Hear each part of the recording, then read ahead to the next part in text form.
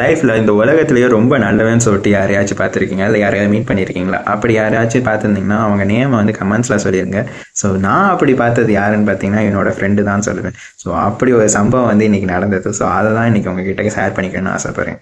என்னென்னு பார்த்தீங்கன்னா, எங்கள் ஊரில் வந்து புத்தக திருவிழான்னு சொல்லிட்டு வருஷம் வருஷம் ஒரு திருவிழா நடக்கும், புக் சீசன் சொல்லிட்டு. ஸோ அது ஒரு மண்டபத்தில் வச்சு பண்ணுறது. ஸோ அப்படி தான் இந்த வருஷமும் நடக்குது. ஸோ அதுக்காண்டி நாங்கள் போகலான்னு சொல்லிட்டு நான் வந்து எப்பயும் பிரதோஷனா கோயிலுக்கு போவேன். கோயிலுக்கு போயிட்டு அதுக்கப்புறம் ஒரு வேலை இருந்தது, கொரியர் பண்ணிவிட்டு அதுக்கடுத்து நான் புக் சீசன் போனேன். ஸோ அங்கே போயிட்டு என் ஃப்ரெண்டுக்கு கால் பண்ணி வாரா புக்ஸ் வந்திருக்கு நிறையா, நம்ம சும்மா எடுத்து பார்க்கலாம், பார்த்துட்டு உனக்கு பிடிச்சிருந்துச்சுன்னா ஏதாச்சும் வாங்கிக்குவோம் அப்படின்னு சொல்லி என்ன சொன்னது. ஸோ அவனோட ஒர்க்கை முடிச்சுட்டு வந்தான். நான் வந்து ஒவ்வொரு புக் ஸ்டாலாக நான் போய் பார்த்துட்டு அதுக்கப்புறம் கடைசியாக ஒரு புக்கை வந்து செலக்ட் பண்ணேன். ஸோ அந்த புக்கு தான் இது. ஸோ இந்த புக்கு நான் வந்து பே பண்ணலாம் அப்படின்னு சொல்லிட்டு நாங்கள் கடையை எடுத்துகிட்டு போகிறேன். ஸோ என் ஃப்ரெண்டும் இன்னொரு புக்கு அவனுக்கு வந்து வாங்கணும் அப்படின்னு சொல்லிட்டு ஒரு புக்கு எடுத்து வந்தான். ஸோ ரெண்டையுமே நாங்கள் வந்து பில் பண்ணி போட்டு வாங்கினது. ஸோ இந்த புக்ஸை ஃபுல்லாக அவன் தான் கையில் வச்சுருந்தான் ஃபுல் டைம். ஸோ அவன் கையில் வச்சிருக்கப்போ இதை தாண்டி ஒவ்வொரு புக் ஸ்டாலாக நாங்கள் போயிட்டு சுற்றி வந்தது.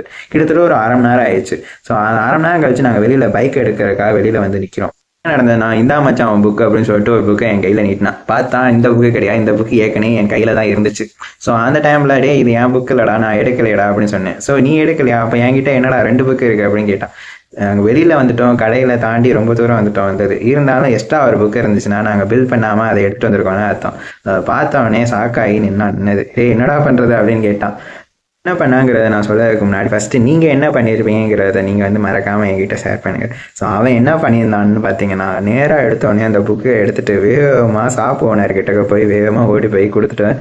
ஐயோ சாரிங்க, நான் வந்து தெரியாமல் இந்த புக்கை எடுத்துட்டோம், ஆனால் 2 புக்கு தான் பில் போட்டிருந்தோம் அப்படின்னு சொல்லிட்டு கொடுத்துட்டு வந்துட்டான். அது ஒருவேளை இதே நிலைமையில வேறு யாராவது இருந்திருந்தாங்கன்னா அந்த புக்கு வெளியில் வாசலை தாண்டி வந்தாச்சு, ஷாப்கீப்பர் தாண்டியாச்சு. ஸோ அதை வீட்டுக்கு தான் கண்டிப்பாக எடுத்துகிட்டு போயிருப்பாங்க. ஆனால் அவன் அப்படி பண்ணலை. ஸோ இந்த காலகட்டத்துலேயும் நேர்மையான மனுஷங்க வந்து இருக்காங்கிறத வந்து நான் அந்த டைமில் டக்குன்னு அவனை பார்க்குறப்ப உணர்ந்தேன்.